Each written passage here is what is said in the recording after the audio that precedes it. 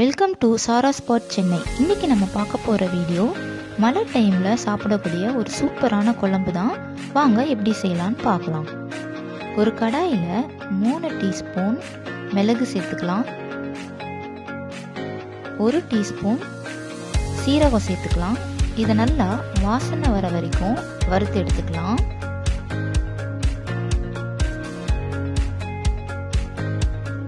வறுத்ததுக்கப்புறம் இதை நல்லா ஆற வச்சுட்டு கொஞ்சமாக தண்ணி ஊற்றி மிக்சியில் அரைச்சி எடுத்துக்கலாம். நல்லா தண்ணி ஊற்றி மசாலாவை அரைச்சி எடுத்துக்கிட்டேன். கொஞ்சம் நல்லாவே அரைச்சிக்கோங்க, திப்பி திப்பியாக இருக்கக்கூடாது. நல்லா பேஸ்ட் மாதிரி நல்லா வரணும். அரைச்சதுக்கப்புறம் அந்த மீதி ஜாரில் இருந்த மசாலாவில் கொஞ்சமாக தண்ணி ஊற்றி அதையும் அலசி வச்சுருக்கேன். ஏன்னா அதையும் நம்ம குழம்புல சேர்த்துக்கலாம், வேஸ்ட் பண்ண வேண்டாம். பூண்டு 5 பல்லு பூண்டு எடுத்து அதையும் அரைச்சி வச்சுருக்கேன். ஒரு பாத்திரத்தில் 100 கிராம் தனியாத்தூள், கொஞ்சம் கல் உப்பு, 1/4 டீஸ்பூன் மஞ்சத்தூள், அப்புறம் நம்ம அரைச்சி வச்ச மிளகு சீரகம் மசாலாவை சேர்த்துடலாம். ஒரு எலுமிச்சம்பழம் சைஸ் அளவுக்கு புளி எடுத்து அதை 3 டம்ளர் தண்ணியில் கரைச்சி வடிகட்டி வச்சிருக்கேன், அதை சேர்த்துக்கலாம். இதை நல்லா மிக்ஸ் பண்ணிக்கோங்க. கையிலேயே கரைச்சிக்கோங்க, கரண்டி போட்டு கரைச்சாக்கா அப்படியே அங்கங்கே நின்றோம், மசாலா சரியாக மிக்ஸ் ஆகாது.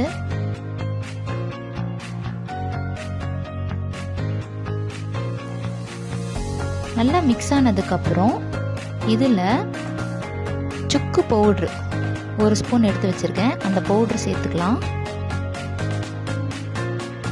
அதையும் நல்லா மிக்ஸ் பண்ணிக்கலாம். மிக்ஸ் பண்ணி முடிச்சதுக்கப்புறம் அந்த ஜாரில் மிக்சி ஜாரில் வச்சுருந்தோம் இல்லையா, அந்த மசாலா தண்ணி அதையும் சேர்த்து நல்லா மிக்ஸ் பண்ணிடலாம். ஒரு கடாயில் 2 டீஸ்பூன் எண்ணெய் சேர்த்துக்கோங்க. எண்ணெய் நல்லா காஞ்சதும் அதில் வடகம் போடுறேன். வடகம் இல்லைனாக்கா நீங்கள் வெந்தயமும் கருவேப்பிலையும் போட்டு தாளிச்சிக்கலாம். வடகம் நல்லா வதங்கினதும் இதில் நம்ம அரைச்சி வச்ச 5 பல்லு பூண்டை சேர்த்து இதோட நல்லா வதக்கிக்கலாம்.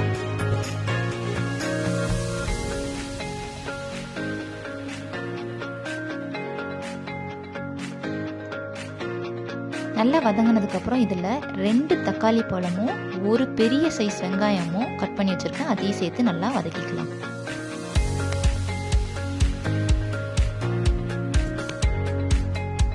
வெங்காயமும் தக்காளியும் நல்லா வதங்கிருச்சு.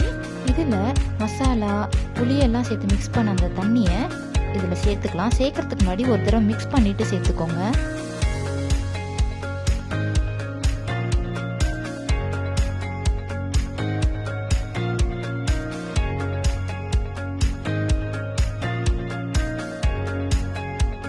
அவ்வளோதான், இது ஒரு 15 மினிட்ஸ் நல்லா கொதிக்கட்டும்.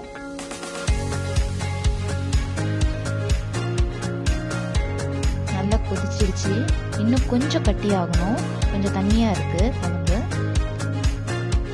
மழை டைமில் சூப்பரான ஒரு குழம்பு இது. சளி இருக்கிறவங்க தாராளமாக அந்த குழம்பு சாப்பிட்லாம், சளிக்கு நல்லாவே கேட்கும் அந்த குழம்பு.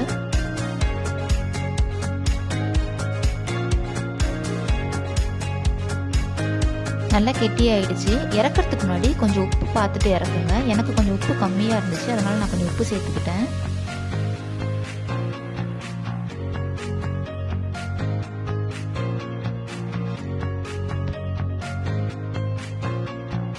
அவ்வளோதான், சூப்பரான மிளகு குழம்பு ரெடி ஆயிடுச்சு. கண்டிப்பாக எல்லாரும் வீட்டில் ட்ரை பண்ணி பாருங்கள். இந்த வீடியோ உங்களுக்கு பிடிச்சிருந்தா லைக் பண்ணுங்கள், ஷேர் பண்ணுங்கள், கமெண்ட் பண்ணுங்கள், மறக்காமல் சப்ஸ்கிரைப் பண்ணுங்கள்.